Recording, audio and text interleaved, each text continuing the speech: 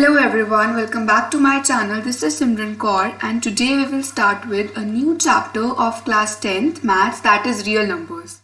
तो मैथ्स का हम फर्स्ट चैप्टर स्टार्ट करेंगे real numbers from this video और इस वीडियो में हम पूरा चैप्टर वन शॉट में कंप्लीट कर देंगे. So let us get started. सबसे पहले तो हम नंबर्स की बात करते हैं. नंबर्स क्या है? 1, 2, 3, 4 ये सारे हमारे नंबर्स होते हैं.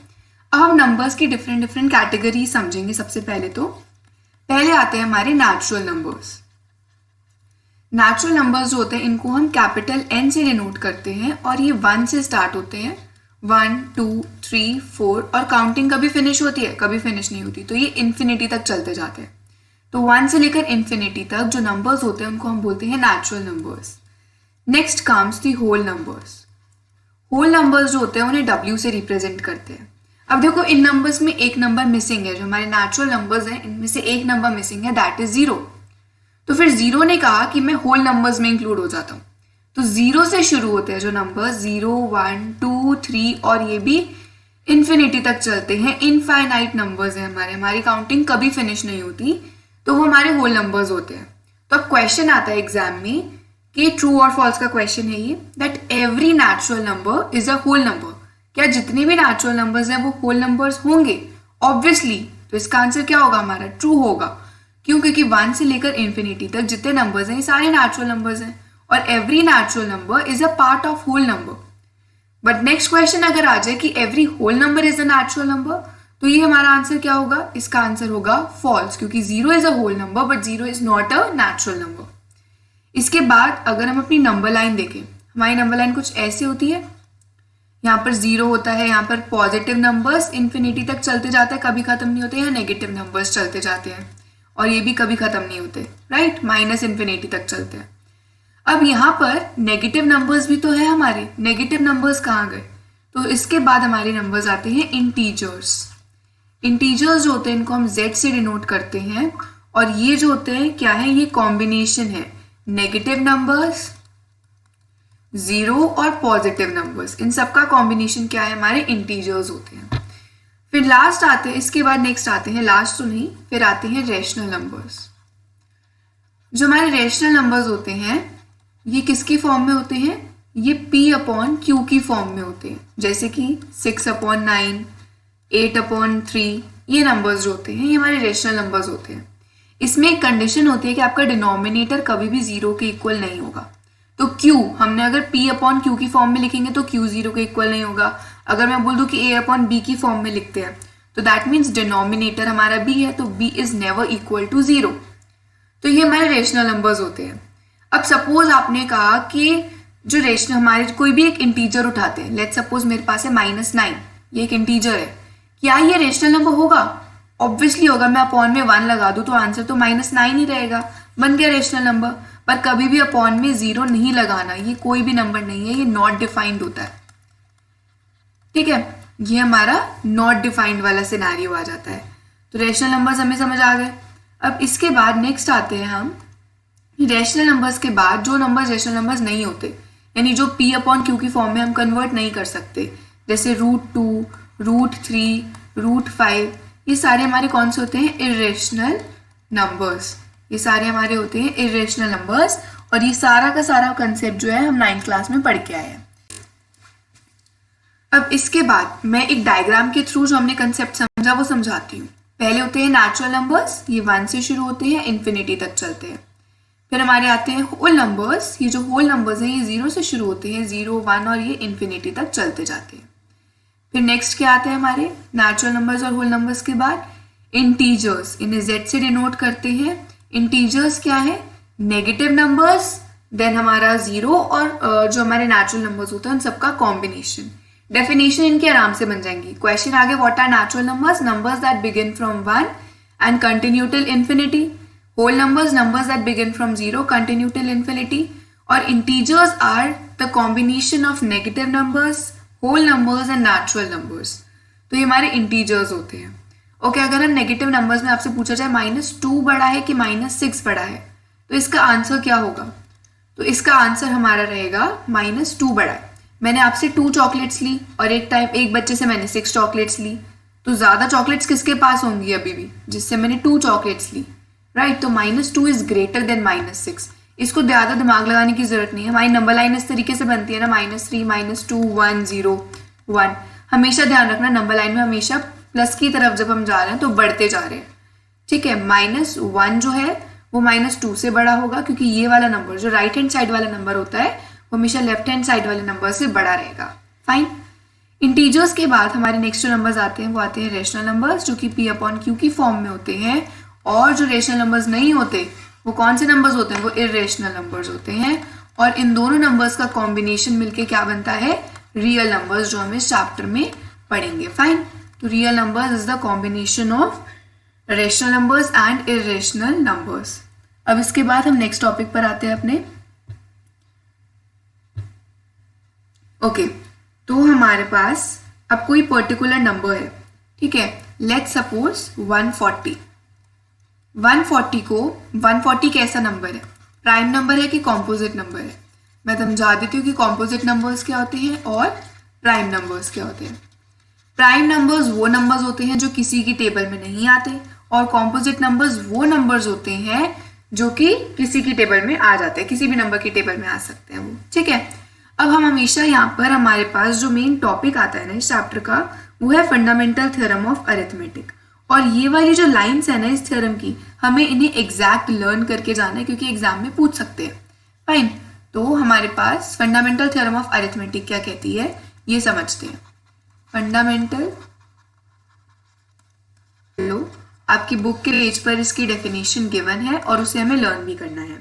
डेफिनेशन क्या कहती है इसकी कहती है कि एवरी कॉम्पोजिट नंबर, कोई भी कॉम्पोजिट नंबर अगर आपके पास है तो इसको हम प्रोडक्ट ऑफ इट्स प्राइम की तरह एक्सप्रेस कर सकते हैं। देखो बहुत सिंपल सी चीज है, 140 है, इसकी प्राइम फैक्टराइजेशन करनी है आपको, एलसीएम नॉर्मल निकालना है जैसे। तो क्या करते हैं, 2 7 14 0, देन 2 3 6 7, 2 5 10, 7 5 35, 5 1 5। तो 140 को मैं क्या लिख सकती हूँ, 2 × 2 × 7 × 5। अब यहाँ पे एक चीज देखो, 7 5 2 और 2, ये इनकी टेबल, ये जो है किसी की टेबल में नहीं आते, तो ये प्राइम नंबर्स है। तो मैंने 140 को एक्सप्रेस कर दिया प्रोडक्ट ऑफ इट्स प्राइम्स की फॉर्म में। प्रोडक्ट का मतलब होता है मल्टीप्लाई करके जो आंसर आता है, तो इसके प्राइम नंबर्स को मल्टीप्लाई करके 140 हमारा प्रोडक्ट आया। तो 140 को एक्सप्रेस किया as a product of its primes, और इसी को हम प्राइम फैक्टराइजेशन कहते हैं। इसको हम क्या कहते हैं, प्राइम फैक्टराइजेशन। सिंपल, हमने प्राइम फैक्टराइजेशन में क्या करना है, हमने पर्टिकुलर नंबर लिया, फिर देखना है कि सबसे पहला 1 जो है वो ना ही प्राइम नंबर है ना ही कॉम्पोजिट नंबर है, ये याद रखना। 1 is neither a prime number nor a composite number. फिर मैंने 2 से शुरू हुई, 2 एक प्राइम नंबर है, तो क्या 2 की टेबल में 140 आता है, यस 2 70s। फिर मैंने देखा क्या 2 की टेबल में 70 आता है, यस 35। फिर 35 जो 2 35 है 70। अब 35 जो है मेरा वो 2 की टेबल में नहीं आता, 3 की टेबल में भी नहीं आता, 4 तो प्राइम नंबर है नहीं, तो 4 हम यहाँ नहीं लिख सकते। 5 की टेबल में आता तो मैं यहाँ पे लिख सकती हूँ 5 7 35। तो सपोज मैंने ये देखा 7 भी एक प्राइम नंबर है, तो 7 5 35 हो गया यहाँ पर। फिर 5 एक प्राइम नंबर था, 5 1 5। तो यहाँ पर मैंने क्या किया, सारे प्राइम नंबर्स लिखे और उनको मल्टीप्लाई करके शो कर दिया। तो ये बहुत बेसिक चीज है। तो इसकी डेफिनेशन क्या है, every composite number can be expressed as product of its prime. किसी भी कॉम्पोजिट नंबर को आप उसके प्राइम नंबर्स की फॉर्म में, प्राइम नंबर्स के प्रोडक्ट की फॉर्म में एक्सप्रेस कर सकते हो। और ये फैक्टराइजेशन यूनिक होती है, इसका ऑर्डर कुछ भी हो सकता है। मैं 140 की प्राइम फैक्टराइजेशन ऐसे भी कर सकती हूँ। 5 एक प्राइम नंबर लिया मैंने, तो मैंने किया 5 2 10, 5 8 40। फिर 7 एक प्राइम नंबर लिया, 7 4 28। फिर 2 2 4, 2 1 2। तो अब इसकी प्राइम फैक्टराइजेशन क्या बन रही है, 5 × 7 × 2 × 2। यहाँ थी 2 × 2 × 7 × 5। कोई डिफरेंस नहीं, क्योंकि मल्टीप्लाई करके 2 × 7 करो, 7 × 2 करो, आंसर सेम ही आना है, राइट। तो इसका ऑर्डर कुछ भी हो सकता है, लेकिन हर नंबर की प्राइम फैक्टराइजेशन यूनिक होती है, क्योंकि हर नंबर डिफरेंट प्राइम नंबर्स को मल्टीप्लाई करके आता है। 140 की प्राइम फैक्टराइजेशन ले लो, 280 की प्राइम फैक्टराइजेशन ले लो, 150 की प्राइम फैक्टराइजेशन ले लो, इन सबकी प्राइम फैक्टराइजेशन कैसी होगी, यूनिक होगी बिल्कुल, ठीक है। लेकिन प्राइम फैक्टराइजेशन का ऑर्डर कुछ भी हो सकता है। ऑर्डर वाली चीज मैंने यहाँ पर एक्सप्लेन कर दी, ठीक है। इसके बाद हम सीखेंगे एलसीएम और एचसीएफ। ये सारा हमारा बहुत बेसिक कंसेप्ट है, लाइक 8th क्लास का स्टूडेंट भी कर सकता है इसे। देखो, सपोज आपके पास एक नंबर है, लेट्स सपोज हम ले लेते हैं एग्जाम्पल 6 और 72, ठीक है। 6 और 72 का मुझे कहा एलसीएम निकालो। एलसीएम का मतलब क्या होता है? Lowest common multiple. ठीक है, लोएस्ट कॉमन मल्टीपल। अच्छा, मल्टीपल्स हमें पता है क्या होते हैं? 6 के मल्टीपल्स क्या हैं? 6 1 ज़ा 6, 6 2 ज़ा 12, 6 3 ज़ा 18, 6 4 ज़ा 24, 6 5 ज़ा 30 एंड मल्टीपल्स तो कभी खत्म नहीं होते क्योंकि काउंटिंग चलती जाएगी। हम 6 को कंटिन्यूसली कितने भी नंबर्स से मल्टीप्लाई कर सकते हैं। अब हम 72 के मल्टीपल्स अगर लिख रहे हैं तो 72 1 ज़ा 72, ठीक है। 72 2 ज़ा क्या होगा? 2 2 ज़ा 4, 2 7 ज़ा 14, 144। हम 6 के मल्टीपल्स और लिखते हैं। 6 6 ज़ा 36, 6 7 ज़ा 42, 6 8 ज़ा 48, 6 9 ज़ा 54, 6 10 ज़ा 60, 6 11 ज़ा 66, 6 12 ज़ा 72। ऐसे करके मैंने 6 के मल्टीपल्स लिख दिए। यहाँ पर मैंने 72 के मल्टीपल्स लिख दिए। यहाँ पर कॉमन मल्टीपल कौन सा है? ऐसा मल्टीपल जो दोनों का कॉमन हो, वो है 72, ठीक है। और 72 सबसे छोटा, सबसे पहला कॉमन मल्टीपल जो आ रहा है इनमें वो है 72। तो इन दोनों नंबर्स का एलसीएम क्या आ जाएगा? 72 आ जाएगा। मैं एक थोड़ा और रिलेबल से एग्जाम्पल लेती हूँ। Let's take 12 and 6। तो 6 के मल्टीपल्स क्या क्या होंगे? 6 1 ज़ा 6, 6 2 ज़ा 12, 6 3 ज़ा 18, 6 4 ज़ा 24। 12 के मल्टीपल्स क्या होंगे? 12 1 ज़ा 12, 12 2 ज़ा 24, 12 3 ज़ा 36, ठीक है। यहाँ पर भी 6 5 ज़ा 30, 6 6 ज़ा 36। और ये कंटिन्यूसली चलेगा, ये भी कंटिन्यूसली चलेगा। कॉमन मल्टीपल्स कौन कौन से हैं? यहाँ पर कॉमन मल्टीपल्स जो हैं इन दोनों नंबर्स के वो हैं 12, 24, 36 एंड सो ऑन। पर यहाँ सबसे छोटा कॉमन मल्टीपल कौन सा है? 12। तो 12 हमारा क्या होगा? Lowest common multiple. तो ये एलसीएम होता है। पर अगर हमें एलसीएम निकालना हो प्राइम फैक्टराइजेशन वाले मेथड से, तो हम कैसे निकालेंगे प्राइम फैक्टराइजेशन वाले मेथड से? 6 और 12 का ही निकाला था हमने एलसीएम, आंसर 12 आया था। अब मैं प्राइम फैक्टराइजेशन वाले मेथड से इन दोनों का एलसीएम एक साथ निकालती हूँ। तो पहला 2 की टेबल में 2 3 ज़ा 6, 2 6 ज़ा 12, फिर 3 1 ज़ा 3, 3 2 ज़ा 6। अब ये 2 निकालना है तो 2 1 ज़ा 2। तो एलसीएम क्या आएगा हमारे पास? 2 इंटू 3 इंटू 2। ये मैंने प्राइम नंबर्स के प्रोडक्ट की फॉर्म में एक्सप्रेस किया, तो प्राइम फैक्टराइजेशन हो रही है यहाँ 6 और 12 की। 2 2 ज़ा 4, 4 3 ज़ा 12, तो 12 हमारा एलसीएम आ गया। तो ये हमारा कौन सा है? फैक्टराइजेशन मेथड की हेल्प से हमने एलसीएम को फाइंड आउट किया। अब हम किस पर आएंगे? एचसीएफ पर आएंगे, ठीक है। तो let's move to HCF.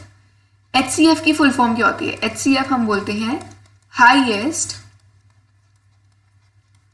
Common factor. यहां पर मल्टीपल नहीं हो रहा है, यहां पर हाईएस्ट कॉमन फैक्टर की बात कर रहे हैं।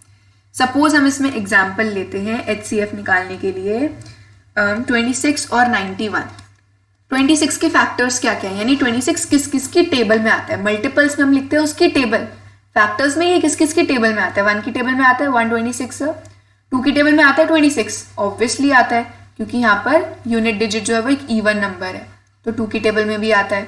3 की टेबल में नहीं आता, 4 में नहीं आता, 5 में नहीं आता, 6 7, देन 8 में भी नहीं आता, 9 में भी नहीं आता, 10, देन 11 12 13 में आता है।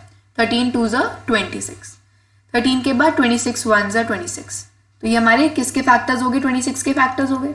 91 के फैक्टर्स अगर हम लिख रहे हैं 1, देन 7, देन 13, देन हमारे पास 91 के फैक्टर्स होते हैं 7 के बाद आता है 13, 13 7 ज़ा 91। और कौन कौन से फैक्टर्स हैं हमारे? 26 की टेबल में चेक करते हैं, 91 नहीं आएगा क्योंकि 6 एक इवन नंबर है इधर, और 7, देन 8 9 10 11 12 13, फिर 91 आ रहा है। हम एक बार करके देख लेते हैं। 7 13 ज़ा 91, 13 1 ज़ा 13, यस यही है इसके फैक्टर्स, एक लास्ट है 91। अब इसका फैक्टर, कॉमन फैक्टर्स कौन कौन से हैं यहाँ पर? 13 एक कॉमन फैक्टर है, 1 एक कॉमन फैक्टर है, पर हाईएस्ट कॉमन फैक्टर यहाँ पर कौन सा है? 13 है हाईएस्ट कॉमन फैक्टर, समझ गए? तो 13 is the HCF of 26 and 91। तो इस तरीके से हम एचसीएफ फाइंड आउट करते हैं, यानी सारे कॉमन फैक्टर्स लिख दो, उसके बाद जो सबसे बड़ा वाला होगा हमें वो मेंशन करना है यहाँ पर, ठीक है। अब हम इसका एक और एग्जांपल लेते हैं 6 और 20। तो 6 के फैक्टर्स कौन कौन से हैं? 1, 2 की टेबल में भी आता है 6, 3 की टेबल में भी आता है और 6 की टेबल में आता है। 20 के फैक्टर्स क्या है? 1 की टेबल में आता है, 2 की टेबल में आता है, 4 की टेबल में आता है, 5 की टेबल में आता है और हमारे पास 4 5 22 10 की टेबल में आता है और 20 1 20 अपनी टेबल में आता है। इसके कॉमन फैक्टर्स क्या क्या हैं? 1 है, 2 है और कोई तो नहीं है। हाईएस्ट कॉमन फैक्टर यहाँ पर कौन सा है? 2। तो 2 is the HCF of 6 and 20। अब मैं LCM और HCF 3 नंबर्स का 3 डिजिट्स का निकाल के सिखाती हूँ। सपोज आपके पास 3 डिजिट्स हैं, हम इसका एग्जाम्पल लेते हैं 12 15 और 21। इसका HCF भी निकालना है और LCM भी निकालना है, पर अब हम निकालेंगे अपने प्राइम फैक्टराइजेशन वाले मेथड से। देन 12 15 और 21। अब जब आपको LCM निकालना होगा ना, तो आप क्या करोगे, जब तक लास्ट में नीचे 1, 1, 1 ना आ जाए तब तक सॉल्व करोगे। प्राइम नंबर्स ही लेंगे अगर हम 2 6 12, 15 तो नहीं आएगा, फिर हमारे पास 21 भी नहीं जाता 2 से, पर 12 चला जाता है। अब हम लेते हैं 3 से, 3 2 6, 3 5 15, 3 7 21। डन। पर अब हमें तो 1 लेकर आना है, 2 से करते हैं पहले, 2 1 2, 5 और 7। एक बार अब आप 5 लोगे, 5 1 5, 1 और 7। एक बार अब आप लास्ट में 7 ले लोगे, तो यहाँ पर क्या हो जाएगा, 7 लिया तो 1 1 1। अब जैसे ही 1 1 1 आ गया आप LCM लेना बंद कर दोगे। अब LCM हमारा क्या आ रहा है, 2 इंटू 3 इंटू 2 इंटू 5 इंटू 7। ठीक है, तो 2 3 6, 6 2 12, 12 5 60, 67 420। तो 420 हमारा LCM आ गया 12 15 और 21 का। अब हम इन्हीं का ही HCF निकालते हैं। 12 15 और 21 का HCF आपको निकालना है, तो आपको इसके फैक्टर्स याद करने हैं। ऐसा नंबर ले, मतलब जिसकी टेबल में तीनों नंबर्स आते हो, ठीक है, तो वो है 3 3 4 12, 3 5 15, 3 7 21। अब हम इसे आगे सॉल्व नहीं कर सकते क्योंकि कोई भी कॉमन फैक्टर नहीं है। 4 के फैक्टर्स क्या क्या? 4 की प्राइम फैक्टराइजेशन में 2 और 2, 5 की प्राइम फैक्टराइजेशन में बस 5 है, 7 में बस 7 है, कॉमन तो कुछ नहीं आ रहा, तो HCF हम वहीं पर छोड़ देते हैं। तो HCF क्या होगा 12 15 और 21 का? आपको यहाँ पर नीचे 1 1 1 नहीं लेकर आना, 3 4 12, 3 5 15, 3 7 21। तो HCF is 3 only. Prime factorization method से इस तरीके से हम सॉल्व करते हैं। मैं जब 1.1 करवाऊंगी तो इस एक्सरसाइज में बहुत सारे क्वेश्चन है जिससे हमारी प्रैक्टिस जो है वो प्रॉपर हो जाएगी। ठीक है, तो 1.1 ही हम ओपन करते हैं। 1.1 का फर्स्ट क्वेश्चन सॉल्व करते हैं। अब हम NCERT का ही फर्स्ट क्वेश्चन है हमारे पास। फर्स्ट क्वेश्चन का फर्स्ट पार्ट, क्वेश्चन कहता है express each number as product of its prime factors, यानी हर नंबर को अपने प्राइम फैक्टर्स की प्रोडक्ट की तरह एक्सप्रेस करो। 140 का मैंने करके दिखा दिया है, हम 156 से स्टार्ट करते हैं। 156 का क्या होगा, प्राइम नंबर पहला उठाओ 6, 2 की टेबल में ऑब्वियसली आता है क्योंकि यहाँ पर 6 है, इवन नंबर है, यूनिट डिजिट। 2 7 14, 2 8 16। आप नॉर्मल, अगर आपसे ऐसे नहीं होता आप डिवाइड भी कर सकते हो, तो ऐसे 2 7 14, बचा 1, 6 उतारा, 2 8 16। तो ये हम नॉर्मल मेथड भी यूज़ कर सकते हैं। फिर हमने यहाँ पर लिया 2 2 3 6, देन 7 2 9 18। अब 39 3 की टेबल में जाता है, 3 13 39, फिर 13 भी एक प्राइम नंबर है तो हम सीधा 13 से कर लेंगे। तो हमने एक्सप्रेस करना है 156 को as a product of its prime, तो 2 into 2 into 3 into 13 is our answer. ठीक है, नेक्स्ट क्वेश्चन पर आते हैं। आप लोग मेरे साथ सॉल्व करते जाओ या फिर अपनी कॉपी में नोट डाउन कर लो, स्क्रीनशॉट्स लेते जाओ ताकि आपको बाद में प्रॉब्लम ना आए, और हम अभी क्वेश्चंस को सबको कंप्लीट कर लेंगे। अब हमारे पास क्वेश्चन है 3825। तो 3825 को अगर हमें सॉल्व करना है, एक्सप्रेस करना है as a product of its prime, यानी इसकी प्राइम फैक्टराइजेशन करनी पड़ेगी। पहली बात तो यूनिट डिजिट 5 है तो ये 5 से जाएगा, 5 से आप इसे डिवाइड कर दोगे तो 5 7 35, बचा हमारे पास 3, 5 6 30, 5 5 25। ये हमारा क्वेश्चन आ जाएगा। आप नॉर्मल डिवाइड भी कर सकते हो, 5 5 5 25, 5 3 15। अब ये 3 से जा सकता है, 3 5 15, 3 1 3, 51 जाता है 3 से, 3 17 51, देन 17 1 17। तो अब 3825 को एक्सप्रेस करो प्राइम नंबर्स के प्रोडक्ट की फॉर्म में, 5 इंटू 5 इंटू 3 इंटू 3 इंटू 17, 17 3 5, ये सारे हमारे प्राइम नंबर्स हैं। इसके बाद नेक्स्ट क्वेश्चन पर आते हैं जल्दी से। ओके, सो हमारा फोर्थ पार्ट जो है दैट इज 5005। अब ये भी 5 से जाएगा, तो 5 1 5 0 0 1, एंड देन दिस कम्स 1001। हम इसको 11 से करके देखते हैं। 11 9 ज़ 99, बचा कितना 1। अब 1 नीचे उतारा, 11 1 ज़ 11, डन। तो 11 से चला जाएगा ये, कैसे 11 91 ज़ 1001, 91 कैसे जाता है 13 7 91, 7 1 ज़ 7। तो 5005 के प्राइम फैक्टर्स क्या हो जाएंगे 5 इंटू 11 इंटू 13 इंटू 7, डन।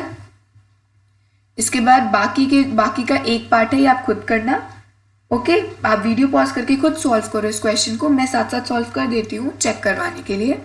तो क्वेश्चन है आपके पास 7429, ठीक है। इसको हमने लिया 17 से, बचा क्या 119।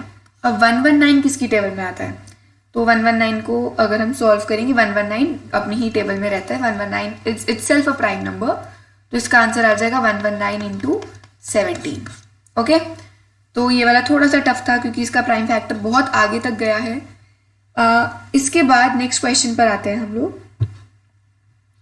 नेक्स्ट क्वेश्चन पर जंप करने से पहले आपको एक रूल समझना पड़ेगा, and what is that rule. Rule says कि अगर आपके पास कोई भी 2 नंबर्स हैं, लेट्स सपोज 6 और यहाँ पर लेते हैं 14, ठीक है। इन दोनों को मल्टीप्लाई करो पहले, तो 14 इंटू 6 किया मैंने, 6 4 ज़ 24, 6 1 ज़ 6, 7 8, 84 आ रहा है। तो 84 क्या है, 84 is product of 2 numbers, 2 numbers का प्रोडक्ट है ना, मल्टीप्लाई करके जो आंसर आता है वो प्रोडक्ट होता है, तो 84 इज प्रोडक्ट ऑफ 2 नंबर्स। अब इन दोनों नंबर्स का ही एलसीएम जरा निकालें, तो 6 और 14 का एलसीएम मैंने निकाला। पहले तो 2 लेंगे, आई थिंक यहाँ पर स्पेस नहीं बचेगी, 2 3 ज़ 6, 2 7 ज़ 14।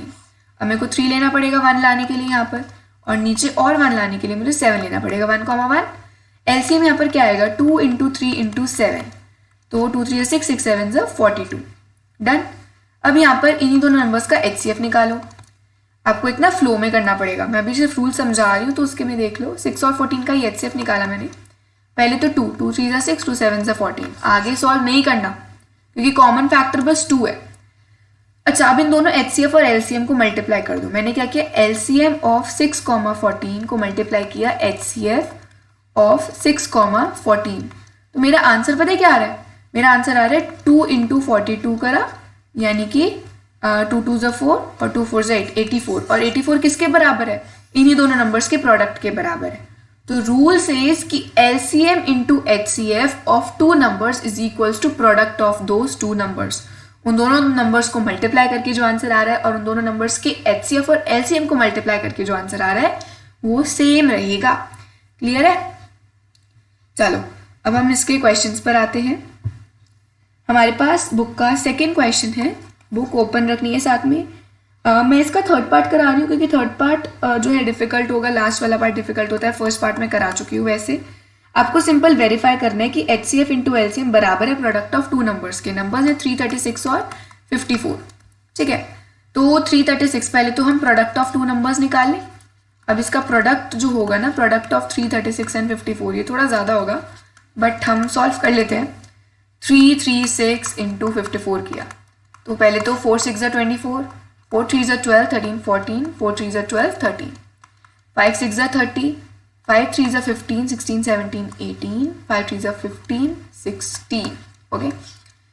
अब इसके बाद ये हमारा क्या हो गया, 13 14, ठीक है। 4 4 8 और 3 9 10 11 6 7 8 और ये 1 1 8 1 4 4, ये प्रोडक्ट आ गया दोनों नंबर्स का। अब दोनों नंबर्स का एलसीएम निकालते हैं। एलसीएम इस तरीके से ब्रैकेट में लिखोगे, of 336 and 54 is equals to क्या होगा, निकाल लेते हैं। 336 और इधर लिखा 54। हम पहले करेंगे इसे 3 से। 3 1 ज़ 3, 3 1 ज़ 3, 3 2 ज़ 6, 3 1 ज़ 3, 3 8 ज़ 24। अगेन 3 से करते हैं। 3 3 ज़ 9 10 11, नो ये 3 से नहीं जाएगा, ये 2 से जाएगा। 2 5 ज़ 10, 11 गया, 2 6 ज़ 12, देन 2 9 ज़ 18। अब एलसीएम निकाल रहे हैं, जब तक 1 नहीं आता तब तक सॉल्व करो। 7 8 ज़ 56, 9 उतारा। 3 3 ज़ 9 8, 3 1 ज़ 3, ये तो 1 हो गया, 8 करना है। अब यहाँ पे स्पेस नहीं बची, आप एडजस्ट करो। 2 4 ज़ 8, बचा 1, 2 2 ज़ 4, बचा 1, फिर 2 1 ज़ 2, तो 1 और 1 बच गया। तो एलसीएम क्या आ रहा है इसका, 3 into 2 into 7 into 3 into 3 into 2 into 2 into 2, 2 2 ज़ा 4, 4 2 ज़ा 8 और 8 3 ज़ा 24 एंड देन 24 इंटू 3 करा हम लोगों ने, तो हमारे पास आ जाएगा 3 4 ज़ा 12, 3 2 ज़ा 6 7 72, ठीक है। और 72 में अब हमें 7 मल्टीप्लाई करना है। मैं साथ साथ कर रही हूँ, मैं कैलकुलेटर का बिल्कुल यूज़ नहीं कर रही हूँ क्योंकि कैलकुलेटर का यूज़ नहीं करना चाहिए। 7 2 ज़ा 14, 7 7 ज़ा 49, 50, 504। अब हमारे पास 3 2 ज़ा 6 और बचा है, 6 4 ज़ा 24, 6 0 0 2, 6 5 ज़ा 30। तो हमारा आंसर आ गया 3024। तभी मैंने सबसे बड़ा वाला पार्ट लिया क्योंकि ईजी वाले पार्ट्स आप लोग सॉल्व कर सकते हो, ठीक है। अब इसके बाद नेक्स्ट क्वेश्चन पर आते हैं हम लोग, मतलब अब HCF पर आते हैं, ठीक है। HCF जब हम निकालेंगे 336 और 54 का, तो सबसे पहले तो 3 से जाएगा, 3 1 ज़ा 3, 3 1 ज़ा 3, 3 2 ज़ा 6, 3 1 ज़ा 3, 3 8 ज़ा 24, फिर 2 से जाएगा, 2 5 ज़ा 10 और 2 6 ज़ा 12, 2 9 ज़ा 18। अब आगे ये सॉल्व नहीं हो सकता क्योंकि अब और कोई कॉमन फैक्टर नहीं है, तो 3 इंटू 2 हमारा HCF आ जाएगा 6। अब HCF इंटू LCM करो, तो HCF इंटू LCM मैंने जब किया यानी कि 3024 इंटू 6 करते हैं, ठीक है। तो मैं LCM और HCF का जो हमने निकाला ना इसे इरेज कर रही हूँ, ओके। तो अब HCF इंटू LCM किया जब हमने, तो हमारे पास क्या आ रहा है, HCF इंटू LCM आ रहा है 6 इंटू 3024, 6 4 ज़ा 24, 6 2 ज़ा 12, 13 14, 6 0 0 1, 6 3 ज़ा 18, 18144 सेम आ रहा है। HCF इंटू LCM और product of two numbers exactly same आ रहा है। तो हमारा थर्ड पार्ट कंप्लीट हो चुका है and this is how we solve this question, और ऐसे ही वेरीफाई करते हैं हम इन क्वेश्चंस को, ठीक है। तो ये क्वेश्चंस बहुत ही ज़्यादा ईजी हैं, सिर्फ इसी तरीके से हमने इन्हें सॉल्व करना था और हमने इन्हें सॉल्व कर दिया, ठीक है। अब नेक्स्ट क्वेश्चन पर आते हैं, that is the third question of this exercise. यहाँ पर हमें क्या करना है, HCF और LCM निकालना है इन 3 नंबर्स का। फर्स्ट पार्ट मैं करा चुकी हूँ, मैंने ये एग्जाम्पल लिया था, सेकेंड पार्ट हम कर लेते हैं। HCF निकालेंगे अगर हम 13, 23 और 29 का, ठीक है। तो इसमें तो कोई कॉमन नंबर हमारे पास आ ही नहीं रहा। 17 के फैक्टर्स क्या होंगे, 17 ही होता है। 23 भी एक प्राइम नंबर है, 29 is itself a prime number, तो HCF हमारा यहाँ पर क्या होगा, 1 हो जाएगा। LCM अगर हम निकालेंगे इन तीनों नंबर्स का, तो 17 1 ज़ा 17, 23 उतारा, 29 उतारा, फिर 23 is itself a prime number 1 1 29, then 29 is itself a prime number 1 1 1। अब LCM क्या आ जाएगा, 17 इंटू 23 इंटू 29। मैं इसे सॉल्व करने में टाइम वेस्ट नहीं कर रही, हम नेक्स्ट क्वेश्चन पर आते हैं अब हम, ओके। तो next is the fourth question of the chapter. Fourth question chapter का क्या कहता है, आपको 2 नंबर्स का HCF दिया है, इन दोनों नंबर्स का LCM निकालना है। अरे डायरेक्ट निकाल लेते हैं, 306 और 657 का HCF निकाल लो। 3 से करके देखिए पहले, तो 3 1 ज़ा 3 0, 3 2 ज़ा 6, 3 2 ज़ा 6, 3 1 ज़ा 3, 3 9 ज़ा 27, गुड। अब ये जाएगा 3 से, ये भी 3 से चला जाएगा, 3 3 ज़ा 9, 3 4 ज़ा 12, 3 7 ज़ा 21, 3 3 ज़ा 9। अब ये आगे सॉल्व नहीं होगा, पर LCM निकाल रहे हैं, हम HCF थोड़ी निकाल रहे हैं, तो LCM के लिए हम इसे आगे सॉल्व कर सकते हैं। 17 2 ज़ा 34, 73 तो नहीं आता 17 की टेबल में, और 73 is itself a prime number, ठीक है। तो हम 73 से इसे सॉल्व कर देते हैं। तो अब LCM आप लोग निकाल सकते हो, इसका क्या आएगा, फाइन। अब हम नेक्स्ट क्वेश्चन पर आते हैं।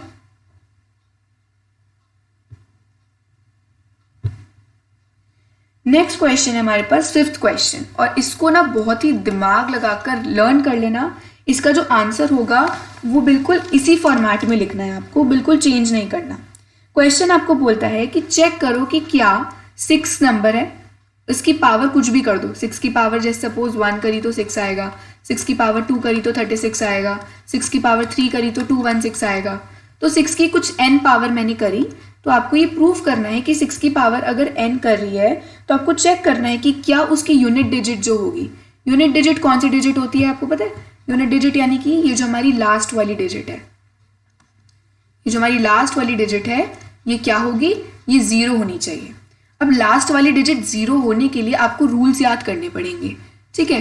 रूल्स क्या कहते हैं, रूल्स कहते हैं कि जब आप एक नंबर की प्राइम फैक्टराइजेशन करो, मैं आपको लिख के ही दिखा देती हूँ एकदम जिस तरीके से, जिस फॉर्मेट में आपको लिखना है.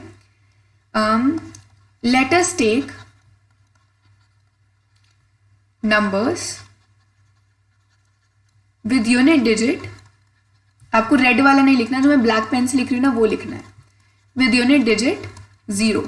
यूनिट डिजिट 0 वाले कोई भी नंबर्स उठा लो. ठीक है, सपोज मैंने उठाया 10. 10 की प्राइम फैक्टराइजेशन क्या होगी करेंगे हम. तो 10 की प्राइम फैक्टराइजेशन होती है 2 इंटू 5. 10 की पावर 2 ले लेते हैं अगर हम, यानी कि 100 ले लेते हैं. तो 100 की प्राइम फैक्टराइजेशन क्या होती है, जब आप सॉल्व करोगे आएगा 2 इंटू 2 इंटू 5 इंटू 5. इसे हम ऐसे भी लिख सकते हैं 2 इंटू 5 की होल पावर 2.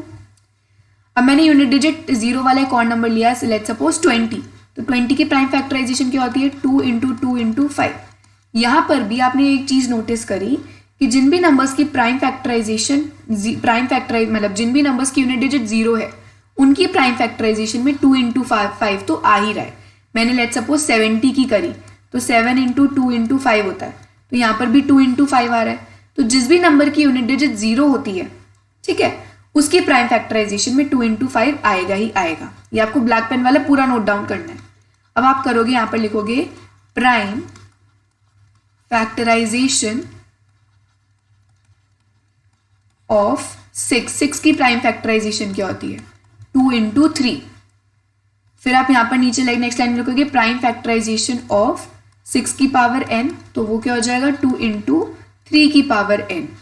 ठीक है, और यहाँ पर हम लिखेंगे 5 तो है ही नहीं इस प्राइम फैक्टराइजेशन में, 2 तो है पर 5 नहीं है. 3 हो सकता है, 3 की कोई दिक्कत नहीं है, पर 5 भी होना चाहिए.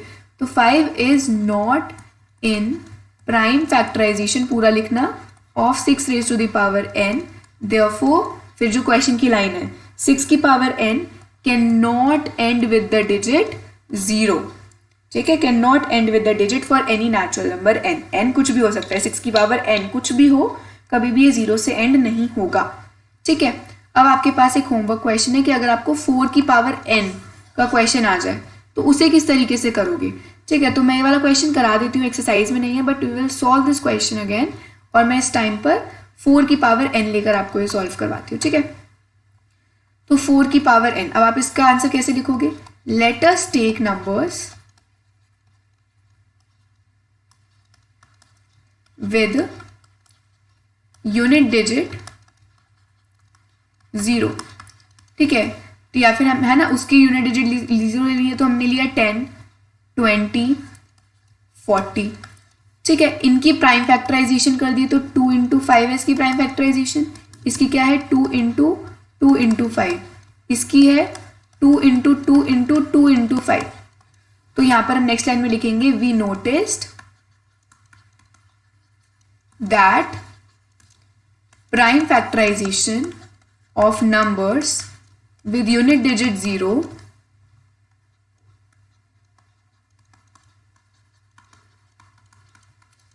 has 2 into 5 in their has 2 into 5 included लिख दो ऐसे करके. ठीक है, फिर हम करेंगे prime factorization of 4 is to the power n. तो वो होती है 2 इंटू 2 की पावर 4 की प्राइम फैक्टराइजेशन क्या होगी 2 इंटू 2. 4 की पावर n की प्राइम फैक्टराइजेशन क्या हो जाएगी 2 इंटू 2 की पावर n. अब यहाँ पर लिखेंगे 5 is not included in the prime factorization, therefore 4 is to the power n can not end with the digit 0. यहाँ तक हमारा क्वेश्चन सॉल्व हो गया. अब हम नेक्स्ट क्वेश्चन पर आते हैं, दैट इज 6th क्वेश्चन. ठीक है, 6th क्वेश्चन क्या कहता है, 6th क्वेश्चन से कि आप एक्सप्रेस करो इन नंबर्स को, एक्सप्लेन करो कि ये नंबर्स कॉम्पोजिट नंबर्स क्यों हैं. तो कॉम्पोजिट नंबर्स क्या होते हैं, वो numbers, fundamental theorem of arithmetic को याद करो, वो नंबर्स जो कि किन्हीं भी नंबर्स अगर हम 1 के अलावा डिफरेंट नंबर्स को मल्टीप्लाई करके जो नंबर्स एक्सप्रेस किए जा सकते हैं वो कॉम्पोजिट नंबर्स हैं. तो एक्सप्रेस करो कि ये वाला नंबर कॉम्पोजिट नंबर है. तो यहाँ पर तो प्लस का साइन आ गया ना, तो हमें प्रोडक्ट ही शो करना है. तो 13 कॉमन ले लो, अंदर क्या बचेगा 7 इंटू 11 इंटू 1. 13 की जगह 1 प्लस 1, ये क्या हो जाएगा 7 इंटू 11 77 इंटू 1 77 प्लस 1 किया तो 17 इंटू 78 आ गया. 78 को प्राइम नंबर्स की फॉर्म में आप एक्सप्रेस कर सकते हो. 13 4 जो 78 होता है, नहीं हमारे पास 78 आता है. 78 की प्राइम फैक्टराइजेशन करी तो 2 3 6, 7 2 9 18. 13 3s और देन 3 1s, 13 6 आता है, तो 13 इंटू 3 इंटू 2 प्राइम नंबर्स की फॉर्म में एक्सप्रेस कर दिया, प्रोडक्ट ऑफ इट्स प्राइम्स की फॉर्म में एक्सप्रेस कर दिया इस नंबर को, तो लिख दो yes it is a composite number. दूसरा वाला पार्ट क्या है, 7 into 6 into 5 into 4 into 3 into 2 into 1 plus 5, 5 common ले लो, अंदर बचेगा 7 into 6 into 4 into 3 into 2 into 1 plus 1 multiply करो, बात तो एक ही रहती है, प्लस 1। अब यहाँ पर 7 6 42 और 3 2 6 6 4 24, 42 इंटू 24 क्या होता है, 4 2 8 4 4 16 2 2 4 2 4 8, देन यहाँ पर 10 8 9 10 1008 प्लस 1 1009। अब 1009 को प्राइम नंबर्स की फॉर्म में एक्सप्रेस कर दो, तो ये हमारे पास 3 से करके देखे, 3 3 9 10, 3 3 9 10 नहीं जाएगा ये। 1009 की प्राइम फैक्टराइजेशन आई गेस 1009 ही रहती है, तो हमने इसे प्राइम नंबर्स की फॉर्म में एक्सप्रेस कर दिया। ठीक है, अगर होगी तो एक बार चेक कर लेना। लास्ट क्वेश्चन आते हैं हम इस एक्सरसाइज का, और फिर आपकी एक और एक्सरसाइज बचेगी, उसके टाइप ऑफ क्वेश्चंस हैं, टाइप 1 टाइप 2 करके।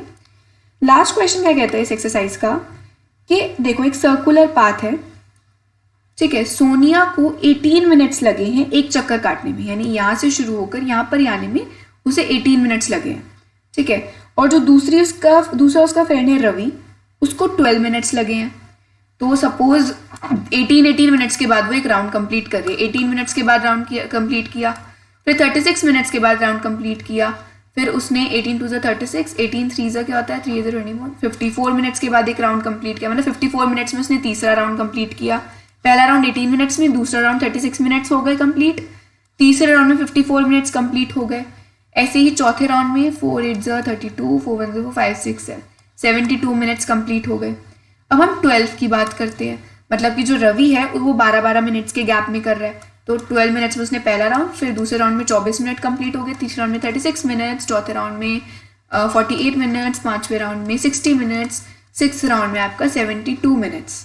ठीक है, तो यहाँ पर वो कब मिल रहे हैं, कौन से मिनट पे जाके वो मिल रहे हैं, देखो 72 मिनट्स में जाके वो एक दूसरे से मिल जाएंगे। यानी रवि का कौन सा राउंड चल रहा होगा, 1 2 3 4 5 6 राउंड रवि का चल रहा होगा, और सोनिया का 1 2 3 4th राउंड चल रहा होगा, तो ये दोनों एक दूसरे से मिल जाएंगे। तो यानी कि आपको एलसीएम निकालना है ऐसे क्वेश्चंस में, तो हम डायरेक्टली इस मेथड को देखने की जगह डायरेक्टली एलसीएम निकालेंगे 18 और 12 का। ठीक है, मैंने आपको बता दिया कि एलसीएम क्यों निकाला। 2 9 18, 2 6 12, 3 3 9, 3 2 6, 2 1 2, 3 3 1 3। एलसीएम क्या होगा, 2 इंटू 3 इंटू 2 इंटू 3, 3 2 6, 6 2 12, 12 3 36। अच्छा हाँ, यहाँ पर lowest common multiple, I am so sorry, lowest common multiple 36 आ रहा है, सबसे छोटा कॉमन मल्टीपल पहली बार में वो 36 मिनट्स पे मिल रहे हैं। ठीक है, तो इसका चल रहा होगा हमारे पास 3rd राउंड रवि का, और सोनिया का 2nd राउंड चल रहा होगा। ओके, तो आई एम सो सॉरी, इसका आंसर 36 आ रहा है, तो यहाँ पर मिस्टेक आ रही है ना, इस वाले पार्ट में मिस्टेक आ गई गलती से, तो 36 is the correct answer. LCM निकालना है डायरेक्ट हमने, तो 36 राउंड पे वो मिल रहे हैं एक दूसरे से पहली बार। डन, 7th क्वेश्चन डन है हमारा, और अब हमारे पास लास्ट आते हैं अब हम लोग नेक्स्ट एक्सरसाइज पर। नेक्स्ट एक्सरसाइज में हमारे पास टाइप ऑफ क्वेश्चंस है। ओके, तो जल्दी से कंप्लीट कर लेते हैं इसे भी, देन हमारा ये चैप्टर कंप्लीट हो जाएगा। जस्ट ओके, अब हमें प्रूव करना है कि √5 इज एन इरेशनल नंबर। तो हम इसे कैसे प्रूव करेंगे, हमारा टाइप 1 क्वेश्चन ही चल रहा है अभी। ठीक है, तो कैसे प्रूव करेंगे √5 is an irrational number. Let us assume that √5 is a rational number. हम उल्टा अज्यूम करेंगे कि √5 एक रेशनल नंबर है, that is it is in the form of, ये किस फॉर्म में है, it is in the form of P/Q where Q is not equal to 0 and P and Q क्या है, P and Q are co-primes, P और Q हमारे co-primes हैं। ठीक है, यानी P और Q का HCF 1 है, तो मैंने लिख दिया √5 is equals to P/Q। Next line में आप क्या लिखोगे, नेक्स्ट लाइन में आप लिखोगे Q को इस साइड भेज दो, √Q into √5 is equals to P, बन गई इक्वेशन 1। अब आप लिखोगे squaring on both sides of equation 1, तो ये हो जाएगा q का स्क्वायर और √5 का स्क्वायर 5, और ये आ जाएगा p का स्क्वायर। यहाँ देख रहे हो कि q स्क्वायर में अगर मैं 5 मल्टीप्लाई कर दूं तो p स्क्वायर आ जाएगा, तो देयरफॉर हम कह सकते हैं q square is a factor of p square. आपको ये लाइन में लिखना है नीचे नीचे करके, मैं ऐसे करके लिख रही हूँ। तो q स्क्वायर अगर p स्क्वायर का फैक्टर है, यानी कि q is a factor of p, यानी कि हमने क्या किया, q स्क्वायर जो है उसमें कोई c नंबर मल्टीप्लाई किया तो मेरे पास p स्क्वायर आ रहा है। तो q के अंदर भी अगर मैं c नंबर मल्टीप्लाई कर दूंगी तो मेरे पास p आ जाएगा। समझ गए? तो इसलिए मैंने ये लाइन लिखी कि q is a factor of p। Okay, अब इसके बाद q is a factor of p, but हमने क्या एज्यूम किया था, but we assumed that p and q are co-prime, thus our assumption is wrong, या therefore our assumption is wrong और √5 is an irrational number. इसका screenshot ले लो जल्दी से, इसी फॉर्म में आपको करना है। और ये √5 वाला हमारा 1.2 का फर्स्ट क्वेश्चन था, ठीक है, कि √5 को इरेशनल नंबर प्रूव करो। अब अगर आपके पास और भी क्वेश्चन आए, √3 आ जाए, √4 आ जाए, ऐसे प्रूव कर सकते हो। ओके, आई होप हम कर ही सकते हैं ऐसे प्रूफ। अब इसे इरेज कर देते हैं जरा।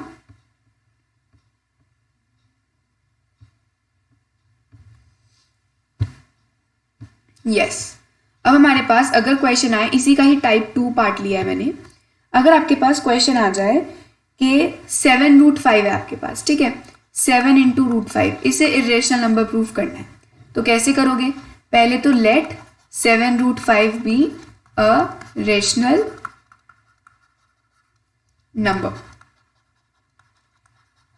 कर दिया। अब क्या करोगे? रेशनल नंबर है, फिर आपको वही सेम लाइन लिखनी है जो पहले क्वेश्चन में लिखी थी, it is in the form of p upon q where q is not equal to 0 and p and q are coprimes. अब √5 is equals to p upon में 7 इधर ले आओ, मल्टीवाइड में 7q आ जाएगा, ठीक है। अब यहाँ पर √5 को आपने इरेशनल नंबर ऑलरेडी प्रूव किया हुआ है, आप वैसे करके प्रूव कर दोगे, ठीक है। और एक तरफ अब आप पहली स्टेटमेंट क्या लिखोगे, इसके बाद आप लिखोगे p, 7q, ये दोनों के दोनों क्या है, आर रेशनल नंबर्स। बट √5 एक इरेशनल नंबर है, मैंने अभी प्रूफ करके दिखाया ना, आप इन्हें प्रूफ करके दिखा देना। कई बार क्वेश्चन कम मार्क्स का आता है तो मत करके दिखाना, सिंपल लिख देना। √5 is an irrational number, therefore 7√5 is also an irrational number. ये तो रेशनल नंबर है, हमने p अपॉन q को रेशनल माना है, 7 भी एक रेशनल नंबर है, बट अभी हमने प्रूव किया है कि √5 एक इरेशनल नंबर है, तो 7√5 भी इरेशनल नंबर होगा। समझ गए अच्छे से? नेक्स्ट क्वेश्चन पर आते हैं। नेक्स्ट क्वेश्चन क्या कहता है? नेक्स्ट क्वेश्चन कहते हैं कि अगर आपके पास है 1 अपॉन में √2, इसे रेशनल प्रूफ करना है, तो पहली स्टेटमेंट तो वही रहेगी, लेट p 1 अपॉन में √2 is equals to a rational number in the form of p upon q where q is not equal to 0 and p and q are co-prime numbers। अब क्या करो, q इधर ले जाओ मल्टीप्लाई में 1 के साथ, और p के साथ यहाँ √2 मल्टीप्लाई कर दो। अब वही squaring on both side, q square is equals to p square into 2। अब यहाँ पर लिखेंगे q square is a factor of p square, sorry p square is a factor of q square हो जाएगा, क्योंकि p स्क्वायर में कुछ multiply करके q स्क्वायर आ रहा है, यानी कि p स्क्वायर में अगर आपने कोई नंबर c मल्टीप्लाई किया तो q स्क्वायर आ रहा है, ठीक है। फिर p is a factor of q लिख सकते हैं, फिर हम p स्क्वायर अगर q स्क्वायर का फैक्टर है तो p q का फैक्टर होगा, यानी p के अंदर अगर मैंने कोई नंबर c मल्टीप्लाई किया तो q आ रहा है। बट हमने अज्यूम किया था कि p और q को प्राइम है, therefore but we assume that p and q are coprime, but यहाँ पर लिखा है कि p q का फैक्टर है, तो हमारा एजम्पशन इज रॉन्ग और 1 upon √2 is an irrational number. समझ आ गए यहाँ तक? अब इसके बाद नेक्स्ट क्वेश्चन पर आते हैं, जो हमारा इसी का ही सेकंड क्वेश्चन है 1.2 का, ठीक है। यही क्वेश्चन सबसे ज़्यादा मेन पार्ट है, टाइप 3 क्वेश्चन है ये क्वेश्चन हो गया, फिर हमारा ये चैप्टर कंप्लीट है। अगर आपके पास आ जाए 3 + 2√5 को इरेशनल नंबर प्रूव करना है, तो पहली स्टेटमेंट तो आपकी वही रहेगी कि let 3 + 2√5 be a rational number. तो यानी कि इन द फॉर्म ऑफ, किस फॉर्म में रहेगा, in the form of P upon Q where Q is not equal to 0 और P और Q क्या है, को प्राइम्स है। डन। अब इसके बाद नेक्स्ट आते हैं 3 + 2√5 is equals to P upon Q form में कर दिया। अब हमें क्या करना है, √5 को अकेला छोड़ दो, तो 3 प्लस में 3 को माइनस में भेज दें, P अपॉन Q -3 और 2√5 को एज इट इज छोड़ दो। अब यहाँ पर माइनस कर दो पहले तो P -3Q अपॉन में Q, ये मैंने कैसे किया, एलसीएम लेकर माइनस करा है। अब √5 को इधर ही छोड़ दो और 2 को इधर डिवाइड में ले जाओ, P -3Q अपॉन में 2Q। अब आप एक चीज यहाँ पर हम स्टेटमेंट लिखेंगे कि P -3 इंटू Q 2Q ये सारे क्या है, आर रेशनल नंबर्स, ठीक है। बट √5 एक इरेशनल नंबर है, ये हमने अभी प्रूव किया है, दस हमारा एजम्पशन रॉन्ग है। 3 + 2√5 एक रेशनल नंबर नहीं है, इरेशनल नंबर होगा। तो ये हमारा चैप्टर जो है 1 शॉट में कंप्लीट हो चुका है। इसके जो एक्स्ट्रा क्वेश्चंस होंगे डिफरेंट बुक्स के, I will help you to complete them also. तो हमारा ये जो चैप्टर है वो फाइनली, ठीक है। So I hope you like this video, do share this with your friends and subscribe to my channel. Thank you so much.